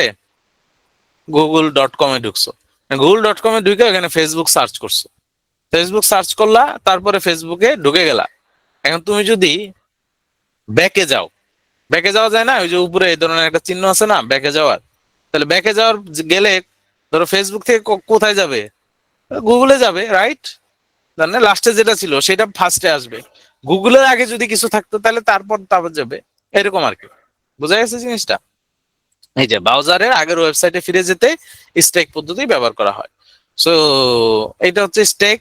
তো এগুলো হচ্ছে স্টেক অপারেশন। এই কোশ্চেনটা আসছিল, এই যে পুশ এন্ড পপ এটা কিসের সাথে রিলেশন, এটা স্টেকের সাথে রিলেশন, এই কোশ্চেনটা যেহেতু আসছিল। সো এই জিনিসগুলো একটু দেখবা সাইজ চেক করতে, তারপর খালি কিনা ইজ এমটি, আর ফুল কিনা ইজ ফুল, এই ধরনের এই অপারেশন গুলো আমরা ইউজ করি। সো এরপরে স্টেক খাইছো, এখন বারবিকিউ খাও, বারবিকিউ। হ্যাঁ, সো এটা হচ্ছে FIFO, first in first out. মানে স্টেক ছিল last in first out, FIFO হচ্ছে ফার্স্ট ইন ফার্স্ট আউট। এই কেমন ধরো একটা মসজিদে মনে করো আজকে বিরিয়ানির প্যাকেট দিবে, তো হুড়াহুড়ি লাগে, তো সিস্টেম করে দিছে যে একটা এরকম করে দিছে যে এদিক দিয়ে যাইতে হবে, এইখান থেকে বিরিয়ানিটা দিয়ে দিবে। তাহলে একজন ঢুকছে, বিরিয়ানির প্যাকেট নিল, ও আবার বের হয়ে চলে গেল। তো এটা হচ্ছে queue, first in first out. যে ঢুকছে ও বের হয়ে যাবে, এটার আমরা বলি ফার্স্ট ইন ফার্স্ট আউট। ও আবার ঘুরে এসে আবার লাইনে দাঁড়াইলে ওইটা কি হবে জানি না, ঠিক আছে? সো এটাকে আমরা বলি হচ্ছে বারবিকিউ। ওকে, সর্টিং তো তোমরা জানোই, সর্টিং মানে হচ্ছে সাজানো, ঊর্ধ্বক্রমে সাজানো বা অধক্রমে সাজানো। এবার ধরো তোমার একটা জায়গায় 1 5 2 7 এরকম ডেটা আছে, ঠিক আছে, 7 8, তাহলে এটা যদি তুমি সর্ট করো তাহলে এটা 1 2 3 4 এইভাবে সর্ট হবে। সো অথবা 4 3 2 1 এইভাবে সর্ট হবে। তো 1 2 3 4 মানে ছোট থেকে বড় যেটা হয় সেটাকে আমরা বলি হচ্ছে অ্যাসেন্ডিং অর্ডার, বড় থেকে ছোট হইলে সেটাকে আমরা বলি হচ্ছে ডিসেন্ডিং অর্ডার। ওকে, এরপর হচ্ছে ইন্ডেক্স। ইন্ডেক্স মানে লজিক্যাল অর্ডারে সাজায় রাখা। ইন্ডেক্স তো তোমরা চিনো তাই না, তোমাদের বইয়ের প্রথমে একটা ইন্ডেক্স থাকে যে কোন জায়গায় কি আছে, তো সেটাকে আমরা বলি ইন্ডেক্স। হ্যাঁ, লজিক্যাল অর্ডারে সাজিয়ে রাখার পদ্ধতিকে আমরা বলি হচ্ছে ইন্ডেক্সিং। তুমি কোন ভাবে সাজায় রাখছো জিনিসটা, সেইটার একটা ডিটেলস থাকবে কিভাবে আছে। সো ইন্ডেক্স থাকলে কি হয়, দেখতে সোজা হয়। বইয়ের প্রথমে পৃষ্ঠা উল্টায় আমরা দেখে নিলাম যে ইয়েস, আইসিডির ডাটা কমিউনিকেশনটা কত পেজ থেকে শুরু হয়েছে, চলে গেলাম। ব্যাপারটা হচ্ছে এইরকম। হ্যাঁ, এটাকে আমরা বলি হচ্ছে ইন্ডেক্স। এরপর হচ্ছে তোমার রিপোর্ট। রিপোর্ট মানে হচ্ছে তোমাকে একটা সামারি দেওয়া বা তোমাকে একটা রিপোর্ট জেনারেট করে দেওয়া, সেটাকে আমরা রিপোর্ট বলি। এই তো, এই হচ্ছে মোটামুটি আমাদের ডেটাবেজের জিনিসপত্র শেষ। একটা টপিক শুধু আছে আমাদের এটার সাথে, এটাকে আমরা বলে হচ্ছে ডাটা এনক্রিপশন। লাস্টের দিন এনক্রিপশন সম্পর্কে আমি তোমাদেরকে যদিও একটু বলছিলাম। সো এনক্রিপশন ব্যাপারটা কি, আমাদের যে ডেটাগুলা আমরা ওয়েবসাইট বা হচ্ছে বিভিন্ন জায়গায় আমরা সেভ করে রাখি, সো সেই ডাটাটা ডিরেক্টলি মানে আমরা যেভাবে সেভ করি সেই ফর্মে থাকে না। যেমন ধরো তোমার ফেসবুকের যে পাসওয়ার্ড বা ফেসবুকের যে ইউজার নেম আছে, সে ধরো তোমার ফেসবুকের ইউজার নেম হচ্ছে সে চেরাগালি চেরাগালি @gmail.com, এটা হচ্ছে ফেসবুকের আইডি। আর তুমি একটা পাসওয়ার্ড দিছো 1 2 3 4 5 6 7 8 9, এটা হচ্ছে তোমার পাসওয়ার্ড। সো ফেসবুকের যে ডেটাবেস সেই জায়গায় এই চেরাগালি নামও থাকবে না, 1 2 3 4 5 7 8 9 এটাও থাকবে না। কি থাকবে, এই চেরাগালি এবং পাসওয়ার্ড এই দুইটাকে সে একটা কোডে পরিণত করবে। কেমন কোড, কোডটা ধরো এরকম 1 4 H 5 D M 3 এরকম একটা কোডে পরিণত করবে। সিমিলারলি পাসওয়ার্ডটাকেও এরকম আহ একটা কোডে পরিণত করবে, নাম্বার টাম্বার মিলায় জিলায় একটা কোডে পরিণত করবে। কেন, কারণ কেউ যদি তোমার ফেসবুকের আইডি আর পাসওয়ার্ড পেয়েও যায়, সে যাতে এই ধরনের কিছু একটা পায়, যাতে সে এটা দেখে সহজে না বুঝতে পারে। এই যে ব্যাপারটা, এটাকে আমরা বলি হচ্ছে ডাটা এনক্রিপশন। এখন আবার এইটাকে যদি আমি আবার এই এই ফর্মে কনভার্ট করতে চাই, সেটাকে আমরা বলি হচ্ছে ডিক্রিপশন। ডিক্রিপশন, ওকে, এটাকে আমরা বলি হচ্ছে ডিক্রিপশন। তাহলে এনক্রিপশন মানে হচ্ছে ডেটাটাকে কোডে পরিণত করা, আর কোড থেকে আবার আগের ফর্মে ব্যাক করাকে আমরা বলি ডেটা ডিক্রিপশন। সো তোমরা এই জিনিসটা, এটা নিয়ে দ্বিতীয় বিশ্বযুদ্ধের সময় অনেক সিনেমা আছে, এনক্রিপশন বা সিনেমার নামটা ভুলে গেলাম, খুবই চমৎকার কিছু মুভি আছে। হ্যাঁ, যে কারণ ওই সময়ে যখন রেডিও ইউজ করতো, তো রেডিও ফ্রিকোয়েন্সি গুলা ওই সিলেক্ট করে করে ওরা এই তথ্যগুলা বের করার ট্রাই করতো। তো তখন ওরা কি করতো, কোড ল্যাঙ্গুয়েজে কথা বলতো। তো এই কোড ল্যাঙ্গুয়েজের কথাগুলাকে আবার ডিকোড করা, মানে কোড ল্যাঙ্গুয়েজে কি বলছে সেটা বের করা। তো এইটা নিয়ে অনেক গবেষণা হয়েছে এবং ফাইনালি একটা যন্ত্র আবিষ্কার করা হয়েছে, যে যন্ত্রটা ওদের কোডগুলা যে ভাষাই বলুক কোডটারে হচ্ছে ডেক্রিপ্ট করে দেয়, মানে সে মিলায় যে কিভাবে জিনিসগুলা, মানে কোডটা তো করছে কোন একটা বেসিসে, রাইট? যেমন ধরো আমি যদি তোমাদেরকে ডিরেক্টলি একটু দেখাই, আহ আচ্ছা আমি তোমাদেরকে দাঁড়াও আমি একটু ওয়েবসাইটে ঢুকে তোমাদেরকে দেখাই, তাহলে আরো ক্লিয়ার হবে জিনিসটা। আচ্ছা ধরো আমি এখানে লিখলাম সাজ্জাদ, So, এটাকে আমি যদি ওই এনক্রিপ্ট করি, দেখো এটারে আমি এনক্রিপ্ট করলাম, সো এখানে দেখো ও আমাকে এনক্রিপ্ট করে দিছে। তো এই যে এনক্রিপ্টে দেখো কোডটা দেখছো, এগুলো হচ্ছে কোড, হ্যাঁ এই কোড করছে। তো এই যে MD5 এই মানে এই যে কোডটা করছে, এই কোডটাকে আমরা বলি হচ্ছে হ্যাশ। সো তুমি ডেটাকে যখন এনক্রিপ্ট করবা, এরকম আমার সাজ্জাদ নামটাই দেখো এরকম হয়ে গেছে, ব্যাপারটা বুঝতে পারছো? ওকে ফাইন, আমি যদি এখন এই MD5 হ্যাশটাকে কপি করি, ধরো আমি এটা কপি করলাম, তো এখন এটারে যদি আমি ডিক্রিপ্ট করতে চাই, এখানে কি আছে ডিক্রিপ্ট? আচ্ছা আমি ধরো এখানে এই শাহ, এটা এই ধরনের অনেকগুলা সিস্টেম আছে, যেমন MD5 আছে, SHA-1 আছে, ধরো SHA-1টা আমি কপি করলাম, সো SHA-1 হ্যাশ জেনারেটর। আচ্ছা আমি এটাকে ডিক্রিপ্ট করব, SHA-1, SHA-1 ডিক্রিপ্ট, হ্যাঁ ধরো এই যে আমি ওইটা যে কপি করলাম ওইটা আমি এখানে দিলাম, সরি এটা ডিক্রিপ্টরে যেতে হবে, দিলাম ডিক্রিপ্ট, দেখি ও খুঁজে পায় কিনা, ও খুঁজেই পায় নাই, দেখছো?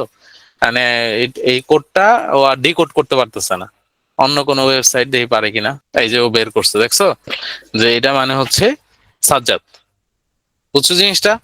তো এইটাকে আমরা বলি হচ্ছে ডেটা এনক্রিপশন, মানে তুমি ডেটাকে একটা কোডে পরিণত করবা। সো যে কোডটাতে আমরা পরিণত করি সেটাকে আমরা বলে হচ্ছে হ্যাশ, বা এটার একটা নাম আছে সেটা হচ্ছে সাইফার টেক্সট বলি আমরা, ওকে? আর এতক্ষণ কি দেখছো তোমরা নাকি দেখো নাই, দেখা গেছে? সো এই হচ্ছে ডেটা এনক্রিপশন। সো এই জায়গাতে এইখানে একটু দেখলেই বুঝতে পারবা যে আমরা যে প্লেইন টেক্সটে পাঠাই, এটাকে যখন এনক্রিপ্ট করি তখন এটা সাইফার টেক্সটে পরিণত হয়, দেন এটাকে আবার আমরা ডিক্রিপ্ট করে ওই আগের ফর্মে আমরা নিতে পারি। সো মাঝখান থেকে তোমার এই টেক্সটটাকে যদি কোনো হ্যাকার বা কেউ ইন্টারসেপ্ট করে, তাহলে সে যাতে না বুঝে কোডিং, ঠিক আছে এই জিনিসটা। সো এই হচ্ছে মোটামুটি আমাদের ডেটাবেস ম্যানেজমেন্ট সিস্টেমটা আমরা পড়লাম। এখন আমরা যাব হচ্ছে আমাদের সেকেন্ড টপিক, সেটা হচ্ছে ডাটা কমিউনিকেশন। ওকে, সো ডাটা কমিউনিকেশন জিনিসটা কি? কমিউনিকেশন মানে তো বুঝোই যে এক ডিভাইস থেকে আরেক ডিভাইসে বা একজন থেকে আরেকজন তথ্য আদান প্রদান করা, এই জিনিসটাকে আমরা বলি হচ্ছে ডেটা কমিউনিকেশন। ধরো আমি এখন তোমাদের সাথে কথা বলছি, সো এটাও একটা ডেটা কমিউনিকেশন হচ্ছে আমাদের মাঝে। এটা একটু দেখো যে ডেটা কমিউনিকেশনের 5টা মূল উপাদান আছে। সো 5টা মূল উপাদানে একটা হচ্ছে মেসেজ। এখন তুমি ধরো সে তুমি জুলেখাকে হাই লিখতে চাও বা জরুরি না তুমি হাই লিখবা, তাহলে মেসেজটা একটা উপাদান। কে পাঠাচ্ছে? তুমি পাঠাচ্ছ, সো তুমি হচ্ছে সেন্ডার। কে রিসিভ করবে? জরিনা রিসিভ করবে, হ্যাঁ, তাহলে জরিনা হচ্ছে রিসিভার। মিডিয়াম লাগবে এটা, তুমি কিভাবে ডাটাটা পাঠাবা? তুমি কি মেসেঞ্জারে চ্যাট বক্সে পাঠাবা, নাকি তুমি চিঠি লিখে পাঠাবা? যেটা যেই মাধ্যমে তুমি ডেটা পাঠাবা সেটাকে আমরা বলি হচ্ছে মিডিয়াম। এবং একটা হচ্ছে প্রোটোকল। প্রোটোকল মানে হচ্ছে অবশ্যই তোমার এটার মধ্যে নিয়ম কানুন মানতে হবে, সেটাকে আমরা বলি হচ্ছে প্রোটোকল। ওকে, সো এই হচ্ছে ডেটা কমিউনিকেশনের 5টা উপাদান, এটা একটু মনে রাখো। সো এরপর আসো ব্যান্ডউইথ। আমি বুঝি নাই তোমার কোশ্চেনটা, এইচটিএমএল এর মাধ্যমে কোনটা করা যায় কিনা। আচ্ছা এরপরে দেখো ব্যান্ডউইথ। ব্যান্ডউইথ তোমরা সবাই পরিচিত, আমরা যে ইন্টারনেট ইউজ করি, বিশেষ করে ব্রডব্যান্ড যারা ইউজ করি, সো আমাদের একটা ব্যান্ডউইথ থাকে, বা ইন্টারনেটে একটা স্পিড ওরা বলে, তাই না? সেই জিনিসটাকে আসলে আমরা ব্যান্ডউইথ বা ব্যান্ড বলি। ডেটা স্থানান্তরিত হওয়ার যে গতি বা প্রবাহ হার, হ্যাঁ, প্রতি সেকেন্ডে কি পরিমাণ ডেটা যেতে পারে, এটার একক হচ্ছে বিপিএস বা বিট পার সেকেন্ড। এটা খেয়াল রেখো, বিট পার সেকেন্ড। সো আমরা নর্মালি 3 ভাগে ভাগ করতে পারি ডেটার উপর ডিপেন্ড করে, একটা হচ্ছে ন্যারো ব্যান্ড, ভয়েস ব্যান্ড, আর হচ্ছে ব্রডব্যান্ড। সো নাম শুনেই বোঝা যাচ্ছে যে দিস ইজ ন্যারো ব্যান্ড, তার মানে ন্যারো মানে হচ্ছে চিকন। সো এখান থেকে ডেটা খুব ধীরে ধীরে যাবে। যেমন ধরো আগে ব্লুটুথ ইউজ করতাম আমরা, তাই না? ব্লুটুথে একটা 10 মেগাবাইটের একটা ফাইল এক মোবাইল থেকে আরেক মোবাইলে ট্রান্সফার করতে অনেক সময় লাগতো। তো এটাকে আমরা বলি হচ্ছে ন্যারো ব্যান্ড, যেখানে ডেটা ধীরে ধীরে যায়। সো এরপরে তার চেয়ে একটু বেশি স্পিড, যেমন হচ্ছে voice band. So voice band like হচ্ছে আমি তোমার কিবোর্ডে আমি প্রেস করতেছি, ধরো আমি পরের স্লাইডে যাব। সো আমি যে এখন আমার হচ্ছে কিবোর্ডে আমি এখন অ্যারো সাইন প্রেস করব, তো প্রেস করলাম আর কম্পিউটার পর্যন্ত এই তথ্যটা তো যাওয়া লাগবে যে কিবোর্ডে এখন অ্যারো প্রেস হয়েছে। সো এই যে তথ্যটা যে কম্পিউটারে যায় এবং সে আমার স্লাইডটা চেঞ্জ করবে, সো এইটার এই ডেটার যে ডেটাটা, তো সেটাকে আমরা বলি হচ্ছে ভয়েস ব্যান্ড। এবং 3 নাম্বারটা হচ্ছে ব্রডব্যান্ড। বা ব্রডব্যান্ড ইন্টারনেট আমরা যেটা বলি, সো আমরা যে ইন্টারনেট ইউজ করি সেটাই ব্রডব্যান্ড, এটা মানে উচ্চ গতি সম্পন্ন যে ডেটা আদান প্রদান হয়, সো সেটাকে আমরা বলি হচ্ছে ব্রডব্যান্ড ইন্টারনেট।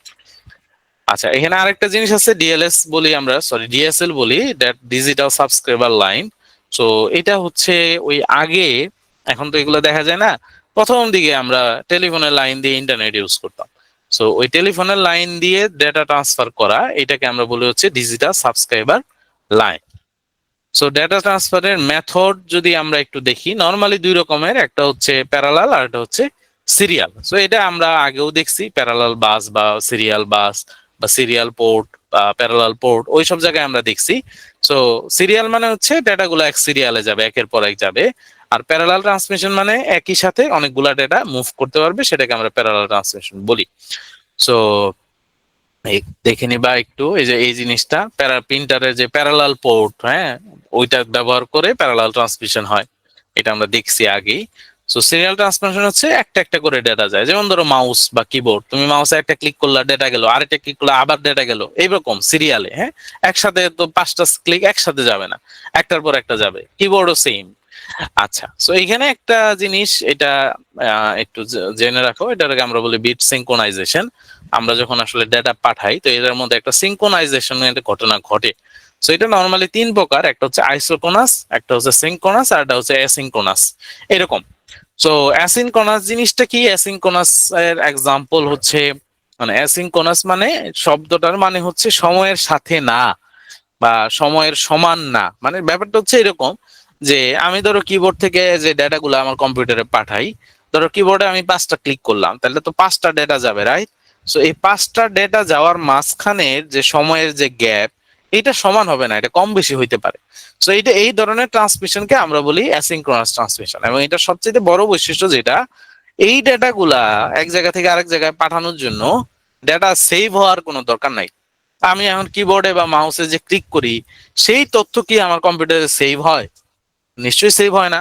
সো এই অ্যাসিঙ্ক্রোনাসে ডেটা সংরক্ষণ করা না করেই সে ট্রান্সমিট করতে পারে, সংরক্ষণ করা লাগে না, এটাই সবচেয়ে বড় বৈশিষ্ট্য। সো সিঙ্ক্রোনাস হচ্ছে অ্যাসিঙ্ক্রোনাসের উল্টা। উল্টাটা কি? মানে সে ডেটাটা অবশ্যই তোমার কম্পিউটারে সেভ থাকতে হবে। ধরো তোমার কম্পিউটারে একটা পিডিএফ বা একটা মুভি সেভ করা আছে, এই মুভিটা তুমি অন্য কাউকে পাঠাতে যাচ্ছ, তাহলে এটা অবশ্যই সেভ থাকতে হবে এবং কম্পিউটারে সেভ থাকতে হবে। মানে এটা যে পদ্ধতিতে যাবে সেটাকে আমরা সিঙ্ক্রোনাস বলি। তখন সে যেটা করবে, এই পিডিএফটাকে, পুরো ফাইলটাকে সে কিছু ব্লকে ভাগ করবে, তারপর সেই ব্লক বা এই প্যাকেট গুলা পাঠাবে। বোঝা গেছে জিনিসটা? আর ওই অ্যাসিঙ্ক্রোনাসে যেটা ছিল, ওইখানে সে ডাটা বিট আকারে পাঠায়, প্যাকেট আকারে পাঠায় না। এইটা আগে যেটা ছিল, এটাতে ক্যারেক্টার বাই ক্যারেক্টার, হ্যাঁ, বা বিট আকারে পাঠায়। আর এটা হচ্ছে তোমার ব্লক আকারে পাঠায় বা প্যাকেট আকারে পাঠায়, ঠিক আছে, একটা ব্লক আকারে পাঠায়। আর 3 নাম্বারটা হচ্ছে আইসোকোনাস। আইসোকোনাসটা হচ্ছে সিঙ্কোনাস আর অ্যাসিঙ্কোনাসের মানে মাঝামাঝি মিলিত হয়ে হয়েছে। কি? ওই যে অ্যাসিঙ্কোনাসে কি ছিল? অ্যাসিঙ্কোনাসে ছিল তোমার ডেটা সেভ লাগবে না, নো সেভ, প্লাস হচ্ছে বিট আকারে যাবে। আর সিঙ্ক্রোনাসে কি ছিল? সিঙ্ক্রোনাসে ছিল সেভ হইতে হবে, ডেটা প্যাকেট আকারে যাবে বা ব্লক আকারে যাবে। ওকে। আইসোকোনাস কি জিনিস? আইসোকোনাস হচ্ছে সেভ করতে হবে না, ডাটা প্যাকেট আকারে যাবে, এই দুইটা মিলে হয়েছে আইসোকোনাস। যেমন এক্সাম্পল হচ্ছে, আমি তোমাদের এখন ক্লাস নিচ্ছি, আমি যে কথা বলছি, আমার কম্পিউটারে যে পিডিএফ দেখাচ্ছি, এখানে যে লেখালেখি করছি, এই জিনিসটা তোমার কাছে যাচ্ছে এই আইসোকোনাস ট্রান্সমিশনের মাধ্যমে। সো এখানে দেখো, এখানে ধরো আমরা এটা রেকর্ডিং করতেছি, এটা আলাদা হিসাব। রেকর্ডিং যদি না করতাম তাও তো ক্লাস নিতে পারতাম। তাহলে এই যে আমি যে কথা বলতেছি, এটা কি কোনো জায়গায় সেভ হওয়ার দরকার পড়তেছে? কোনো সেভ হচ্ছে না, ডিরেক্টলি এখান থেকে প্যাকেট আকারে তোমার কাছে ডেটা চলে যাচ্ছে। প্যাকেট আকারে যাচ্ছে দেখে খুব, আমি এখানে কথা বলি, তুমি হয়তো উইদিন সেকেন্ডে সেই কথাটা শুনতে পারো, খুব দ্রুত ট্রান্সফার হয়। ওকে। বলে দিচ্ছে যে রিয়েল টাইম অ্যাপ্লিকেশন, সরি, এই যে রিয়েল টাইম অ্যাপ্লিকেশনে আইসোকোনাস ট্রান্সমিশন দরকার হয়। ওকে। এই দুইটা তথ্য একটু ভালো করে মনে রাখো, যে ডেটা ট্রান্সমিশন স্পিড বেশি হচ্ছে আইসোকোনাসে এবং ডিলেও সবচেয়ে কম হচ্ছে আইসোকোনাসে, এটা একটু মনে রাখবা। আচ্ছা, এরপর দেখো data transmission mode. So data transmission mode বলতে ডেটা কোন দিকে যাচ্ছে সেটার উপর ভাগ করে আমরা 3 ভাগে ভাগ করতে পারি, simplex, half duplex, full duplex. Simplex মানে হচ্ছে ডেটা একদিকে যাবে, অনলি একটা ডিরেকশনে যাবে, এটাকে আমরা বলি হচ্ছে সিমপ্লেক্স। এক্সাম্পল কি? Radio, TV. টিভিতে কি হয়, টিভিতে ধরো যে কেউ একজন ভাষণ দিচ্ছে, ও ভাষণ দিচ্ছে, তুমি কথা শুনতেছো, হয়ে গেল। ওই মাঝে মাঝে বলে না, মানে কি বলে, আহ কালকে থেকে দেখতেছি এটার ঘটনা আমি জানি না, যেমন হচ্ছে শাহরিয়ার কি বললা, বোর্ড বট কি বললা বুঝি নাই। আহ হ্যাঁ, ব্রডকাস্টটা আলাদা জিনিস, হ্যাঁ ওটা পরে দেখবো আমরা। আচ্ছা, সিমপ্লেক্স মানে হচ্ছে ডেটা একদিকে যায়, হ্যাঁ অনলি ওয়ান ডিরেকশনে যাবে। টিভি টেলিভিশনে একজন বক্তৃতা দিচ্ছে, তার ডেটা তো এক ডিরেকশনে যাচ্ছে। তোমার ধরো টেলিভিশনে বক্তৃতা দিচ্ছে, তোমার পছন্দ হইতেছে না, তুমি টেলিভিশনের সামনে চিল্লাচিল্লি করলে ওই ব্যাটা কি শুনবে? নিশ্চয়ই শুনবে না। তার মানে ডেটাটা আসতেছে কোন কয় দিকে, একদিকে আসতেছে, দুই দিকে যাচ্ছে না। সো এটাকে আমরা বলি হচ্ছে সিমপ্লেক্স। সেকেন্ড হচ্ছে half duplex. So half duplex মানে হচ্ছে, বোঝা যাচ্ছে ডুপ্লেক্স শব্দ দিয়ে বোঝা যাচ্ছে যে ডেটা দুই দিকেই যাবে, বাট বলে দিছে হাফ। হাফ মানে কেটে দিছে আর কি। কি কাটছে, যে ডেটা দুই দিকেই যাবে, বাট এট এ টাইম একদিকে যাবে, দুই দিকে একসাথে যেতে পারবে না। যেমন ধরো ওয়াকি টকি দিয়ে যারা কথা বলে, তোমরা মনে হয় খেয়াল করছো, পুলিশরা বা যারা ইউজ করে, তারা একটু কথা বলে, বলে ওভার, হ্যাঁ এরকম একটা শব্দ বলে। মানে কি, আমার কথা বলা শেষ, এখন তুই যা বলার বল। বা ধরো তুমি মোবাইলে SMS পাঠাও, তাই না? সো SMS টা নর্মালি একটা হাফ ডুপ্লেক্স সিস্টেম। তুমি আমারে লিখা পাঠাইছো, আমি দেখলাম, দেখে তোমার আবার একটা ফিরতি মেসেজ দিলাম। সো এটাকে আমরা বলি হাফ ডুপ্লেক্স। আর ফুল ডুপ্লেক্স মানে হচ্ছে এট এ টাইম তুমি দুই জায়গায় কথা বলতে পারবা। মোবাইলে কথা বলতেছো, ধরো দুইজন ঝগড়া করতেছে, একই সাথে বকাবকি করতেছে দুই পাশ থেকেই। সো এটা হলো আমরা বলে হচ্ছে ফুল ডুপ্লেক্স। ওকে। সো আরেকটা হচ্ছে ডেলিভারি মোড, হ্যাঁ ডাটা বিতরণ বা ডেলিভারি মোড। এটাও তিন প্রকার, একটা হচ্ছে ইউনিকাস্ট, ব্রডকাস্ট, আর হচ্ছে মাল্টিকাস্ট। সো ইউনিকাস্ট কোনটা, যখন একজন আরেকজন মানে একজন আরেকজনের সাথে মোবাইলে কথা বলতেছে ধরো, সো এটা আমরা বলতে পারি ইউনিকাস্ট, একজন সাথে একজনের ডাটা আদান প্রদান। ব্রডকাস্ট কোনটা, ব্রডকাস্ট হচ্ছে একজন করতেছে সবার কাছে যাচ্ছে, টেলিভিশনের এক্সাম্পলটা আর কি। একজন বলতেছে ধরো আজকে বিটিভির 8টার সংবাদ, হ্যাঁ পড়তেছে, তো বাংলাদেশে তখন বিটিভির সংবাদ যারা দেখতেছে সবাই দেখতেছে, তার মানে এক জায়গা থেকে সব জায়গাতে এটা ব্রডকাস্ট হচ্ছে, ব্যাপারটা এরকম। সো এটাকে আমরা বলি হচ্ছে ব্রডকাস্ট। আর এটা হচ্ছে মাল্টিকাস্ট। মাল্টিকাস্ট মানে হচ্ছে আমি কথা বলছি বা কেউ একজন কথা বলছে বা একজন ডেটা পাঠাচ্ছে, এইটা শুধুমাত্র যাদেরকে অ্যালাউ করা হবে সেই গ্রুপটা শুধুমাত্র শুনতে পাবে, সবাই শুনতে পারবে না। যেমন ধরো আমরা এখন হচ্ছে ক্লাস নিচ্ছি, তাহলে ক্লাসে কারা জয়েন করতে পারছে, যারা পিটিউর স্টুডেন্ট এবং যারা এই লিঙ্কে ঢুকছে, শুধুমাত্র তারাই কথাগুলো শুনতে পারবে, অন্য কেউ পারবে না। তো এটাকে আমরা বলি হচ্ছে মাল্টিকাস্ট, ওকে, যাদেরকে অ্যালাউ করা হবে। সো তোমরা এই দুইটা জিনিস একটু ভালো করে বুঝে নিও। বুঝে নিও বলতে জাস্ট একটু মিলায় নেওয়া আর কি। যেমন ব্রডকাস্টটা সিমপ্লেক্স, ওই সিমপ্লেক্সের মধ্যে আহসান একটু প্যাচ লাগাই দিছিল যে ওইটাই ব্রডকাস্ট। সো সিমপ্লেক্স আর ব্রডকাস্ট একই জিনিস, যে ডেটাটা একদিকে যাচ্ছে, ওকে। সো মাল্টিকাস্ট কোনটা, মাল্টিকাস্ট হাফ ডুপ্লেক্স হতে পারে, ফুল ডুপ্লেক্স হতে পারে। ইউনিকাস্ট এটাও half simplex, half duplex, full duplex তিনটেই হতে পারে। হ্যাঁ, যেমন ইউনিকাস্ট মোবাইলের এক্সাম্পল দিছি আমরা, তাই না, যে একজনের সাথে একজন, তো মোবাইল তো ফুল ডুপ্লেক্সের এক্সাম্পল। সো এই ব্যাপারটা হচ্ছে এরকম। সো এটা একটু মনে রাখবা। আচ্ছা, ডেটা কমিউনিকেশন মাধ্যম, ডেটা যে জিনিসের ভিতর দিয়ে যাবে সেটাকে আমরা মাধ্যম বলি। এটা তারের ভিতর দিয়ে যেতে পারে, আবার তার ছাড়াও যেতে পারে। ব্যাপারটা হচ্ছে এইটি, এই দুইটা সিস্টেমেই আমরা ডেটা পাঠাই। সো তারের মধ্যে দিয়ে যদি যায়, তিন রকমের তার আছে, একটা হচ্ছে কোএক্সিয়াল, একটা টুইস্টেড পেয়ার, আর একটা হচ্ছে ফাইবার অপটিক কেবল। কোএক্সিয়াল হচ্ছে নর্মালি কপারের তার, এটা দুই রকমের হয়, এটা একটু মনে রাখবা, থিন নেট আর হচ্ছে থিক নেট। এই নামটাও মনে রাখবা, থিন মানে হচ্ছে চিকন, তাই তো, তিন মানে চিকন, তো তার ভিতর দিয়ে ডেটা যায় কম, ধরো 200, এই জন্য এখান থেকে এটা হচ্ছে 10^2। আর থিকনেটের মধ্যে দিয়ে 500, এই জন্য 10^5। এই দুইটা একটু মনে রাখো। নর্মালি আমাদের যে ডিশের লাইনের যে তারটা, সেইটা হচ্ছে একটা কোএক্সিয়াল কেবল। সো এখান দিয়ে তোমার ডিশের যে চ্যানেল দেখতেছো সেই ডেটাটা আসে, সো এটা একটা coaxial cable. Twisted pair cable হচ্ছে আমরা ওই যে আমাদের ব্রডব্যান্ড লাইন নেওয়ার জন্য যে তারগুলা ইউজ করি, সেটাকে আমরা টুইস্টেড পেয়ার কেবল বলি। এখানে 8 জোড়া তার, 4 জোড়া তার থাকে, এবং এটার যে এই যে কানেক্টর যেটা, এই কানেক্টরের জন্য RJ45 কানেক্টরটা আমরা ইউজ করি। সো এখানে 4 জোড়ার মধ্যে 4টা হচ্ছে হোয়াইট, আর বাকি 4টা হচ্ছে বাকি 4টা কালারের। ওকে, এরপর হচ্ছে অপটিক্যাল ফাইবার কেবল। তোমরা দেখবা যে এখন আমরা হচ্ছে বিভিন্ন ধরনের অপটিক্যাল ফাইবার, কালো রঙের দেখবা অপটিক্যাল ফাইবার ইউজ করে। সো অপটিক্যাল ফাইবারের ভিতরে কি ঘটে, নর্মালি আলো, তাই না? আলোর পূর্ণ অভ্যন্তরীণ প্রতিফলন কাজে লাগিয়ে এই আলোর মাধ্যমে আমরা ডেটাটা পাঠাই, লাইটের মাধ্যমে আমরা ডেটা পাঠাই। যেহেতু লাইটের মধ্যে দিয়ে যায়, সেই জন্য এটার মধ্যে কোনো ইএমআই বা ইলেকট্রোম্যাগনেটিক ইন্টারফিয়ারেন্স নাই। অন্য অন্য জায়গায় কিন্তু ইলেকট্রিক ম্যাগনেট মানে ইলেকট্রোম্যাগনেটিক ইন্টারফিয়ারেন্স হইতে পারে। কোনো জায়গায় যদি ম্যাগনেটিক ফিল্ড থাকে, সেই জায়গা দিয়ে ডেটা পাস হওয়া বা না হওয়ার মধ্যে ঝামেলা আছে। হ্যাঁ, তো কিন্তু অপটিক্যাল ফাইবারের মধ্য দিয়ে এই ম্যাগনেটের কারণে তার ডেটা ট্রান্সফারের মধ্যে কোনো ধরনের হচ্ছে প্রবলেম ক্রিয়েট হয় না, এবং সবচেয়ে দ্রুত গতিতে আমরা ডেটা পরিবহন করতে পারি। এবং আমাদের সাইবার কেবল যেটাকে আমরা বলি, তাই না? উম, কি বলে, submarine cable, sorry submarine cable, পুরা পৃথিবীর ইন্টারনেট যে কেবল দিয়ে কানেক্টেড, সেই সাবমেরিন কেবল গুলা কিন্তু অপটিক্যাল ফাইবারের হয়, যে কারণে নেটওয়ার্কের ব্যাকবোন বলা হয় এই অপটিক্যাল ফাইবার কেবলকে। সো এটার তিনটা অংশ থাকে, তোমরা জানো। কোর ক্লাইডিং জ্যাকেট দেখে নিও, এগুলাতে তেমন কিছু নাই। সাবমেরিন কেবল সম্পর্কে একটু ভালো করে দেখো, যে বাংলাদেশের জন্য আন্তর্জাতিক ব্যান্ডউইথ সীমা 24, আর মালিকানা হচ্ছে বিএসসিসিএল, ফুল ফর্মটা এটা পড়ে রাখবা। বাংলাদেশের সাথে দুইটা সাবমেরিন কেবলের সংযোগ হয়েছে, এই যে কিন্তু কেবল, হ্যাঁ, এই কেবলটা দেখো এখান থেকে শুরু হয়েছে এই পর্যন্ত আসছে, এটা ইন্টারনেটের কেবল। এরকম আরো দুইটা কেবল আছে, CME-WE5 আছে, 6 আছে। তো তারা সারা পৃথিবীর যে ইন্টারনেট কেবল গুলা, এগুলো কিন্তু কানেক্ট করছে। সো এগুলো কিন্তু একটা আরেকটার সাথে কানেক্টেড। আমার বাসাটা কিন্তু এই পৃথিবীর সাথে কানেক্টেড, ওগুলোর মধ্যে দিয়ে কিন্তু ডাটা আদান প্রদান হচ্ছে। ওকে, সো এটা 16টা দেশ যুক্ত করছে। এটার স্পিড হচ্ছে 200 Mbps এবং দৈর্ঘ্য হচ্ছে 20,000 কিলোমিটার। বাংলাদেশে এটা ল্যান্ডিং স্টেশন হচ্ছে কক্সবাজারে জিলংজা। আরটা হচ্ছে তোমার W5। সো এটার স্পিড 1300 Gbps।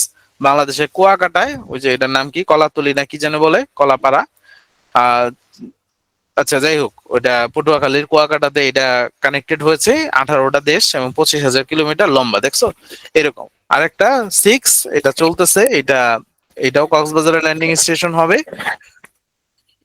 এরপরে হচ্ছে এতক্ষণ দেখলাম হচ্ছে আমরা, হ্যাঁ, কলাপাড়াতে এতক্ষণ দেখলাম আমরা ওয়্যার্ড মানে তার দিয়ে যেগুলা গেছে। এখন আমরা দেখবো হচ্ছে ওয়্যারলেস, যেটা তার ছাড়া। সো তার ছাড়া তিন রকমের হয়, তিনটা পদ্ধতিতে তার ছাড়া মানে ডেটা যাইতে পারে। একটা হচ্ছে রেডিও ওয়েভ, একটা হচ্ছে মাইক্রোওয়েভ, আর একটা হচ্ছে ইনফ্রারেড ওয়েভ। তিনটা ওয়েভ। সো রেডিও ওয়েভ কোনটা? রেডিও ওয়েভ তো আমরা নর্মালি জানি, ওই যে টাওয়ারের মাধ্যমে এটা বায়ুমণ্ডলের আয়নোস্ফিয়ারে গিয়ে বাড়ি খায়, আবার রিসিভারে গিয়ে সংগৃহীত হয়। সো সেটাকে আমরা বলি হচ্ছে বেতার তরঙ্গ বা রেডিও তরঙ্গ। আরেকটা হচ্ছে মাইক্রোওয়েভ। সো মাইক্রোওয়েভ হচ্ছে এক জায়গা থেকে আরেক জায়গায় যায়, বাট এটা বাঁকা পথে চলতে পারে না, আমরা জানি মাইক্রোওয়েভ যে পদ্ধতিটা। এবং এটাতে অবশ্যই ট্রান্সসিভার লাগবে, একটা দিয়ে পাঠাবে আর একটা রিসিভ করবে, এটা লাগবে। সো এই যে মোবাইল ফোন কমিউনিকেশনে মাইক্রোওয়েভ ব্যবহার করা হয়। সো এটা ওই যে যেটা বললাম, যে এটা বাঁকা পথে চলতে পারে না, এবং এটার মাঝখানে যদি কোনো বাধা পড়ে, ধরো বড় একটা পাহাড় আছে, তাইলে সে কিন্তু বাধাপ্রাপ্ত হবে। সো এটা কি করছে, ওই যে তোমার স্যাটেলাইটের মাধ্যমে এই প্রবলেমটা সলভ করে ফেলছে, এখন আর এই প্রবলেম হয় না। 3 নাম্বার হচ্ছে ইনফ্রারেড। ইনফ্রারেড তোমরা জানো যে আমাদের ওই যে যে কি বলে, টিভির রিমোট, তারপর হচ্ছে এসি রিমোটের মধ্যে নর্মালি ইনফ্রারেড প্রযুক্তিটা ব্যবহার করা হয়, যে টিভি রিমোটে এই ইনফ্রারেডটা এটা অল্প দূরত্বে কাজ করে। একটা সময় আমরা কিন্তু মোবাইল থেকে মোবাইলের ডেটা কিন্তু ইনফ্রারেডের মাধ্যমে আমরা আগে করতাম, ব্লুটুথের আগে ইনফ্রারেড দিয়ে আমরা ডেটা ট্রান্সফার করতাম। সো স্যাটেলাইটের মধ্যে ব্যাক অন্বেষাটা দেখতে পারো একটু, যে ব্যাক অন্বেষা এটা 2017 সালে পাঠানো হয় বাংলাদেশের একটা কৃত্রিম ন্যানো স্যাটেলাইট। স্পারসো হচ্ছে বাংলাদেশ মহাকাশ গবেষণা কেন্দ্র। আহ স্পারসোর কি, স্পারসোর প্রধান যেন কে ছিল, কৃষি বিজ্ঞানী ছিল না কে যেন ছিল। আচ্ছা, এটা 1980 সালে এটা প্রতিষ্ঠিত হয়। আচ্ছা, হ্যাঁ, ওকে ফাইন। তো ওরা প্রত্যেক বছর স্পারসো খুব মানে ঢাক ঢোল পিটায় একটা প্রোগ্রামই করতো। কি প্রোগ্রাম বলতে পারবা? ওকে, আরেকটা হচ্ছে ভিসেট। ভিসেট তোমরা চিনো। এখন ওই যে স্টারলিং আসছে না, স্টারলিং, স্টারলিং এর একটা অ্যান্টেনা কিনতে হয় না, এরকম একটা অ্যান্টেনা, ওইটাই হচ্ছে ভিসেট আর কি। ঠিক আছে, বঙ্গবন্ধু স্যাটেলাইট থেকে কোশ্চেন আসার সম্ভাবনা আর নাই, এই বছর অন্তত নাই। ঠিক আছে, সো এটা পড়া লাগবে না। তো আগে আমরা এরকম তোমার ডিশের এরকম একটা চাকতির মতো দেখা যাইতো, হ্যাঁ, ছাদের উপরে এরকম বিশাল একটা বসায় রাখতো, তাই না? বিশাল এরকম একটা বসানো থাকতো ছাদের উপরে। সো ওগুলো হচ্ছে ভিসেট আর কি, ভেরি স্মল অ্যাপাচার টার্মিনাল। হ্যাঁ, তারপরে এখন ওই যে আকাশের একটা অ্যান্টেনা থাকে, তারপর হচ্ছে ওই যে এখন স্টার্লিং এর অ্যান্টেনা থাকে। সো এইগুলোকে আমরা বলি হচ্ছে ভিসেট, যেটা স্যাটেলাইট কানেকশনের লোকাল অ্যান্টেনা হিসেবে কাজ করে। ওকে, আর একটা হচ্ছে ওয়্যারলেস কমিউনিকেশন সিস্টেমে দেখো আরো কিছু আছে, যেমন হটস্পট। একটা হটস্পট তো তোমরা বুঝো, আমরা একজন আরেকজনের মোবাইল থেকে যে ইন্টারনেট ইউজ করি হটস্পট দিয়ে, সেটা। তারপর ব্লুটুথ আছে। ব্লুটুথ ওই যে তোমার নামকরণটা হয়েছে হ্যারল্ড ব্লুটুথের নাম অনুসারে, আবিষ্কার করছে কে? জাপ হার্টসেন, সে আবিষ্কার করছে। এবং খুব বেশি দূর পর্যন্ত তুমি ব্লুটুথ দিয়ে কানেক্ট হতে পারবা না। এরপর এইটা মনে রেখো ভালো করে, যে ব্লুটুথের নেটওয়ার্কে পিকোনেট বলা হয়। ওয়াইফাইও আমরা চিনি, সো এখানে রেডিও অ্যাপটা ইউজ করা হয়। তুমি ওয়াইফাই দিয়ে মোটামুটি বেশ বড় এরিয়াই কভার করতে পারবা। ওয়াই ম্যাক্স তো আরো বেশি পারে, বলছে 50 কিলোমিটার পর্যন্ত সে কভার করতে পারে। ওয়াইফাই এর ফুল মিনিংটা পড়ে রাখো, ওয়্যারলেস ফিডেলিটি, এটা একটু পড়ে রাখবা। আর কি আছে এখানে? ওয়াই ম্যাক্স আছে, ওয়াই ম্যাক্স এর ফুল ফর্মটা পড়তে হবে, world wide interoperability for microwave access, এটা একটু পড়বা। সো এটা ওয়াইফাই ফোরাম নামের একটা ফোরাম, তারা এই ওয়াইফাই কে সহজলভ্য করার জন্য তাদের একটা ফোরাম ক্রিয়েট করে, সেখান থেকে তারা ওয়াই ম্যাক্সটা নামায় ব্রডব্যান্ড ইন্টারনেট প্রোভাইড করার জন্য 2001 সালে। আহ এগুলা একটু দেখবা। IEEE কথা আগেই বলে রাখছি, যত জায়গায় IEEE আছে সবগুলা ভালো করে পড়বা। ফ্রিকোয়েন্সিটাও পড়ো, ফ্রিকোয়েন্সিটাও দেখে রাখো কোনটার কত কি ফ্রিকোয়েন্সি। আচ্ছা, এটার সাথে আরো কিছু জিনিস আছে, যেমন এনএফসি। একটা এনএফসি আগে অপরিচিত থাকলো, এখন কাউরে বুঝাইতে হয় না। এনএফসি এখন মোটামুটি সবাই জানে এনএফসি কি জিনিস। এনএফসি কার্ডও এখন বাজারে চলে আসছে, এটা আমাদের কাছাকাছি মোবাইলে কাছাকাছি ধরলে তার ডেটা গুলা আমাদের মোবাইলে অটোমেটিক্যালি চলে আসে। সো এটাকে আমরা বলি এনএফসি। বা আরো এক্সাম্পল আছে এনএফসি, যেমন ধরো তুমি যদি দোকানে যাও, দোকানে এখনকার যে কার্ড গুলা, ডেবিট কার্ড বা ক্রেডিট কার্ড, এগুলা জাস্ট পজ মেশিনের উপরে ধরলেই ফট করে টাকা কেটে নেয়, পাসওয়ার্ড টাসওয়ার্ড কিছু দেওয়া লাগে না।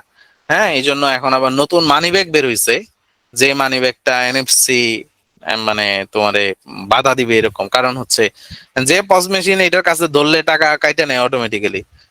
কেউ যদি এই পজ মেশিন নিয়ে ঘোরা শুরু করে, মানুষের পিছনের পকেটের পাশ দিয়ে একটা ঘষা দিয়ে নিয়ে গেল, কারণ আমার পকেটে আমার কার্ড আছে, অটোমেটিক টাকা কেটে নিয়ে গেল, এই ধরনের হইতে পারে না? হয়েছে এই ধরনের ঘটনা। এই কারণে তো এখন মানি ব্যাগ বের হয়েছে। হ্যাঁ, যে যে মানি ব্যাগের ভিতরে তুমি আইডি কার্ড লাগলে এনএফসি কাজ করবে না। ওকে, এটাকে আমরা বলি এনএফসি বা নিয়ার ফিল্ড কমিউনিকেশন। খুব কাছাকাছি না আসলে কিন্তু কাজ হবে না, ঠিক আছে? খুব কাছাকাছি আসতে হবে। সো আরেকটা হচ্ছে সিমিলার টাইপ, এটাকে আমরা বলি হচ্ছে জিগবি। সো জিগবিটার এক্সাম্পল হচ্ছে, ধরো এখন আমাদের স্মার্ট হোম অ্যাপ্লায়েন্স আছে না, যে নতুন ফ্যান আসছে, মোবাইল দিয়ে ফ্যান হচ্ছে ই করা যায়, কন্ট্রোল করা যায়, মোবাইল দিয়ে এসি কন্ট্রোল করা যায়, মোবাইল দিয়ে হচ্ছে লাইট অন অফ করা যায়। তো এই যে মোবাইল দিয়ে বা ছোট কাছাকাছি জায়গার মধ্যে তুমি যে ডিভাইস গুলারে কন্ট্রোল করো, এটার মধ্যে যে প্রযুক্তি, সেটা হচ্ছে হ্যাঁ স্মার্ট ডিভাইস, যেটাকে আমরা বলি। এটা এটার মধ্যে এই জিগবি প্রযুক্তিটা ইউজ করা হয়। এটার স্টেবল স্ট্যান্ডার্ড হচ্ছে 802.15.4। হ্যাঁ, এটা মনে রাখো। এরপর জিপিএস। জিপিএস হচ্ছে তোমার তোমার লোকেশন ট্র্যাক করার জন্য যে পদ্ধতি বা যে সিস্টেমটা আমরা ইউজ করি, সেটা হচ্ছে জিপিএস। হ্যাঁ, অবস্থান নির্ণয় করার জন্য আমরা গুগল ম্যাপ ইউজ করি, তাই না? সো এটাও জিপিএস দিয়েই হয়। এরপর আরেকটা হচ্ছে জিআইএস। জিআইএস হচ্ছে জিওগ্রাফিক্যাল ইনফরমেশন সিস্টেম। সো এই যে দেখো এখন ইদানিং ম্যাপ দেখায়, বিভিন্ন জায়গায় ম্যাপ দেখি না আমরা আবহাওয়া সংবাদে, ম্যাপের মধ্যে দেখা যায় একটা লাল হয়েছে, একটা হলুদ হয়েছে, একটা সবুজ আছে। এই যে জিনিসগুলা এটা করে হচ্ছে জিআইএস দিয়ে, যেখানে তুমি জিওগ্রাফিক্যাল ইনফরমেশন গুলা পাবা, জিআইএস। সো বাংলাদেশে ইজিআইএস ইউজ করে এখন। আর বাংলাদেশেরটার নাম হচ্ছে ইজিআইএস। এরকম জিআইএস এর অনেকগুলা সফটওয়্যার আছে, যেমন আর্ক জিআইএস আছে, বা এই ধরনের সফটওয়্যার আছে যেগুলোর সাহায্যে আমরা জিআইএস টা ইউজ করি। নর্মালি এটা মানচিত্রের মধ্যে বিভিন্ন তথ্য, এই জিনিসগুলো শো করা হয়।